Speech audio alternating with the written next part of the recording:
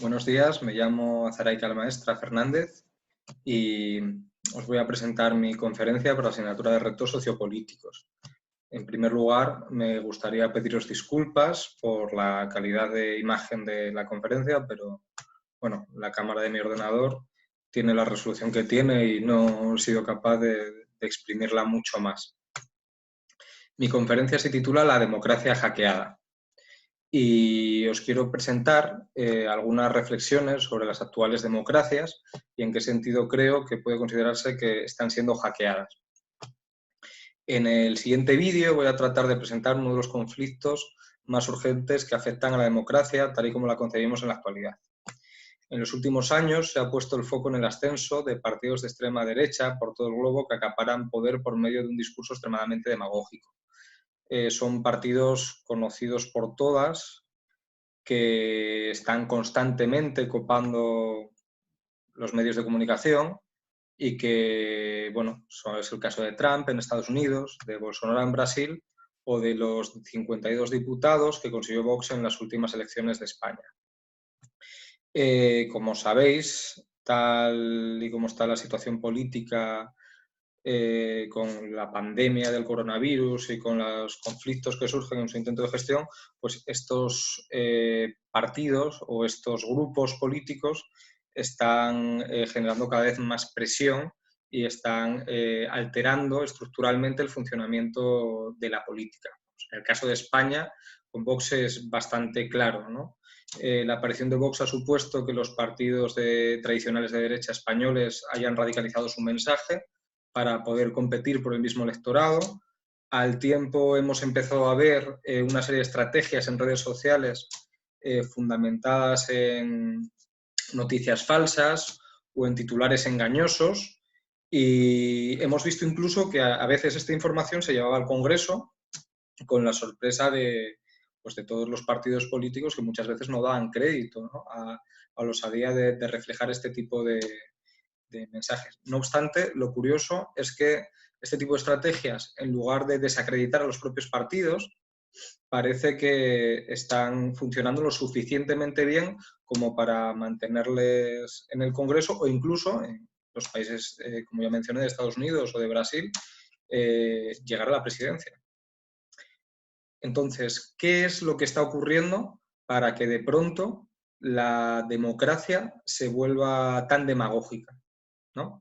Podríamos pensar que este ascenso de la derecha tiene que ver con determinadas modas políticas, con una reacción muy conservadora a la crisis ecológica, con la recesión económica de 2008 de la que venimos o con la recesión económica a la que nos tendremos que enfrentar en breve, o al gran problema, ¿no?, las múltiples crisis migratorias que se suceden por todo el mundo y que hasta hace poco eran el campo de batalla, ¿no?, de los distintos grupos políticos.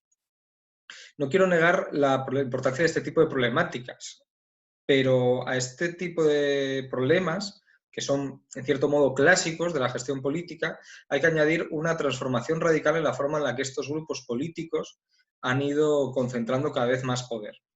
Mi planteamiento es que, en cierto modo, este tipo de movimientos han hackeado el funcionamiento de la democracia, transformando la forma en la que se está haciendo política en las democracias occidentales, haciendo que las democracias sean cada vez más disfuncionales y, paradójicamente, haciendo que sean menos democráticas. Para descubrir cómo se ha hackeado un sistema, lo primero que tenemos que hacer es acudir a su código fuente, acudir a sus orígenes.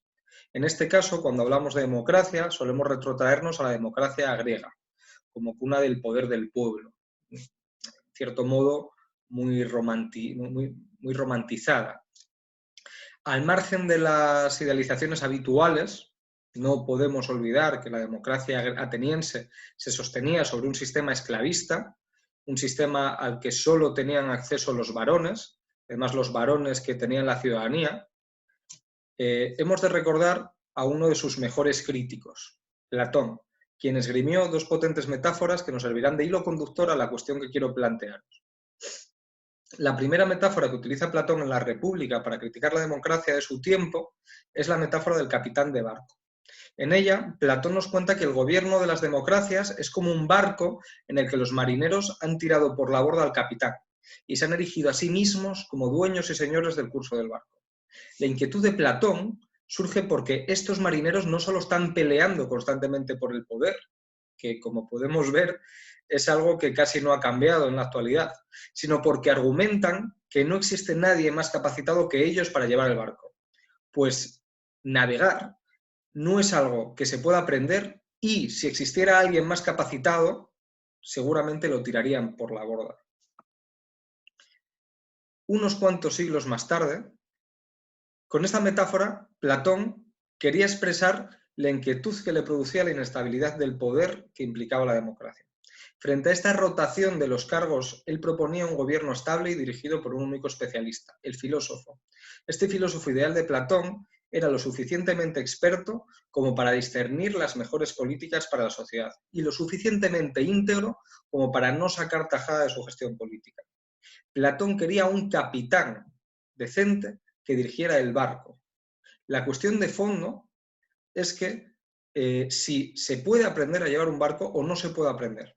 Unos cuantos siglos más tarde, el liberalismo político reivindicó la capacidad racional de los individuos para guiarse a sí mismos y de paso a los demás, a través de las mejores decisiones posibles. La narrativa liberal nos contaba que el problema no era de capacidad, tal y como señalaba Platón, sino de educación. Este proyecto ilustrado pasó por alfabetizar a toda la población y poco a poco ir haciendo más extensivo el sufragio, de tal modo que todos podían estar al corriente de los asuntos públicos. No obstante, había sujetos que por su educación superior o sus dotes, por sus habilidades, estaban más capacitados para representar a los demás en los asuntos públicos. Nacía la figura del político experto y de su mano la aparición de la democracia representativa moderna, muy similar a la que tenemos en la actualidad. El problema de Platón se había resuelto de una forma muy elegante, mediante la representatividad, ya que se daba estabilidad a los sistemas democráticos y además se garantizaba que quienes se dedicaran a la política fueran profesionales, cuya principal función era la gestión de lo público. Ya no importaba que se estuvieran peleando unos y otros por el timón, porque todos los que peleaban por el timón estaban capacitados para guiar el barco. Por otro lado, el problema de la corrupción quedaba subsanado gracias a la racionalidad de los votantes, quienes eran lo suficientemente inteligentes como para determinar si el gobierno estaba actuando adecuadamente o no y, por tanto, seguir confiándoles el timón del barco durante otra legislatura más. Los marineros estaban lo suficientemente capacitados para saber cuáles eran los mejores marinos, cuáles eran los mejores representantes para guiar el barco. Solventada esta crítica, Platón planteó una más, que quizás esta otra metáfora nos genere más problemas en la actualidad y sea el núcleo de lo que quiero plantearos. En esta segunda metáfora, Platón nos propone pensar en una gran y estúpida bestia que es alimentada y cuidada por un hombre. Este hombre sabe qué hacer para que la bestia esté contenta y sea dócil.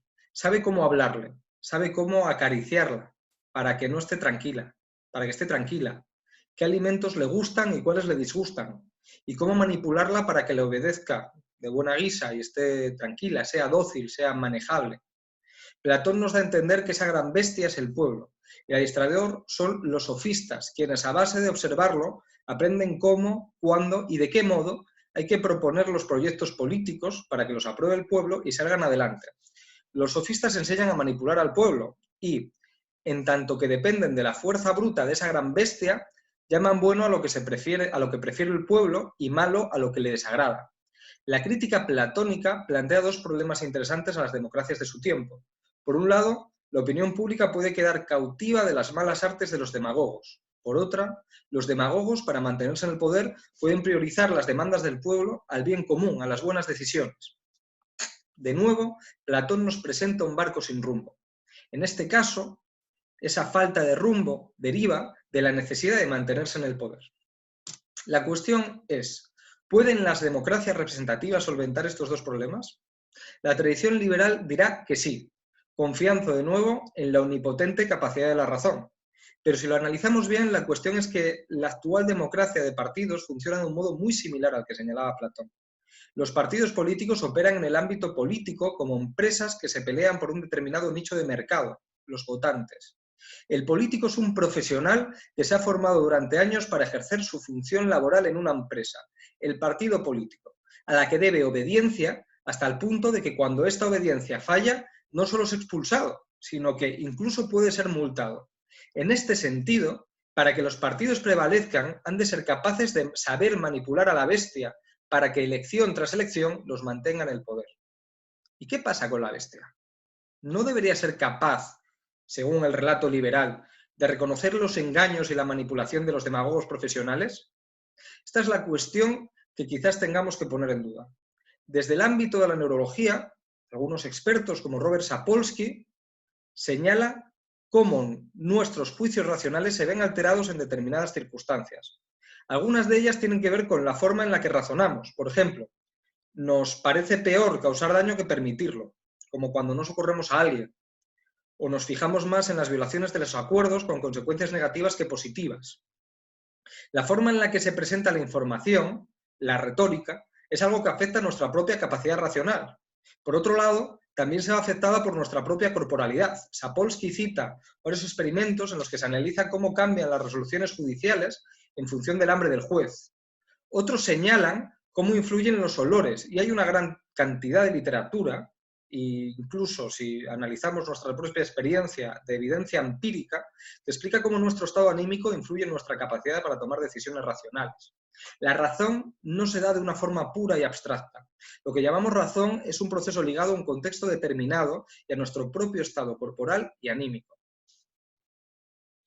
Somos conscientes de que la publicidad es capaz de generar deseos y necesidades que no existían previamente, que es capaz de manipularnos.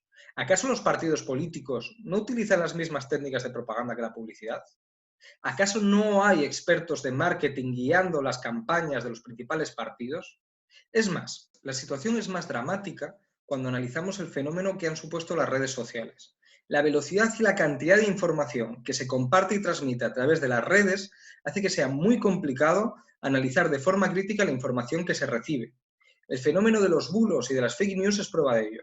Se crean estados de opinión fundamentados en noticias que transmiten información falsa. El problema es que la rapidez con la que se viralizan los bulos es mucha mayor que la rapidez con la que se difunde la información verídica. Esto hace que nuestra forma de consumir información también cambie y tendamos a hacer lecturas superficiales de la información que recibimos.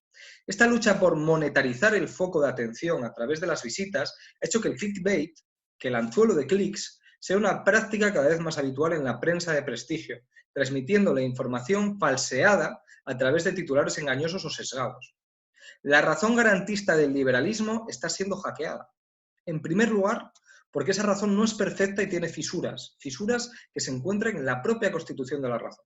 En segundo lugar, porque somos víctimas de una mercantilización de la información cada vez más apresurada. Y finalmente, porque la propia inteligencia artificial de las redes sociales sesga la información que recibimos para potenciar más nuestro feedback. La forma en la que se organiza la información que recibimos en nuestro timeline y la publicidad depende de los lugares que hayamos visitado antes y de las cosas que hemos indicado que nos gustan. Esto hace que la información que nos llega sea cada vez menos plural, puesto que a la plataforma le interesa que interactuemos el máximo tiempo posible para mantener nuestro foco de atención y, de paso, sus ingresos. Se da una escalada en la radicalidad de nuestras ideas políticas debido al constante sesgo de confirmación que estamos recibiendo a través de las publicaciones, sean ciertas o no, que confirman nuestras iniciales sospechas. Y si no hay publicidad de información, no hay información con la que contrastar nuestra razón. Nos volvemos dogmáticos y, por tanto, nos convertimos en la dócil bestia de la que hablaba Platón. ¿Qué alternativa nos queda? Esa es la cuestión que quiero dejar en el aire. Voy a intentar resolverla, por lo menos plantear las principales líneas, un par de direcciones desde las que creo que se podría hacer algo para intentar transformar el actual estado de cosas. En la situación política actual, la política se transforma paulatinamente en espectáculo y nosotros en hooligans incapaces de exigir explicaciones a nuestro equipo. La democracia se convierte en la pugna de demagogos de la que nos alertaba Platón. Una vía para evitar esto sería restringir la participación política y establecer protocolos que garanticen las condiciones racionales mediante las que los sujetos intervienen políticamente. esta vía, esta deriva autoritaria, no solo crearía una élite de políticos profesionales, sino que también implicaría una élite ciudadana que ha pasado los controles para participar, para votar y para elegir en los asuntos públicos. Personalmente, creo que esta deriva sería muy peligrosa. ¿Quién decide los protocolos, los criterios y la forma de acceso a la ciudadanía? ¿Cómo garantizamos que el sistema no se corrompa? Creo que tenemos precedentes históricos de sobra en lo que se muestra como restringir el ascenso, en los que se muestra de forma clara cómo restringir el ascenso al poder suele derivar en gobiernos autoritarios poco dispuestos a ceder el timón. La otra opción implica ampliar la democracia. Necesitaríamos estructuras que nos permitieran aprender el conocimiento de la política del que hablaba Platón. Estructuras democráticas en las que nos acostumbráramos a deliberar, a criticar y a negociar decisiones comunes. Si queremos pulir esa razón imperfecta que tenemos de serie, necesitamos generar sistemas de seguridad que nos inmunicen al hackeo, o al menos lo dificulten. Eso implica comprometernos con una educación y con una forma de entender la política en la que la ciudadanía no es un mero consumidor. Implica la creación de mecanismos de participación política que no se limiten a depositar el voto en una urna cada 4 años. Tenemos que mostrar de una vez por todas que Platón se equivocaba profundamente, pero para ello tenemos que constituir un espacio común desde la práctica, un espacio político invulnerable a la manipulación. ¿Cómo sea este espacio? ¿Cómo consigamos que estos mecanismos entren dentro del sistema? ¿Cómo obligar a la política actual a asumir estas condiciones? Es algo que tenemos que pensar entre todos y es algo por lo que tenemos que luchar. Espero que con mi vídeo os ayude o nos ayudemos a repensar esta situación y hacer de nuestra democracia algo digno de ser llamado democracia. Muchas gracias. Un saludo.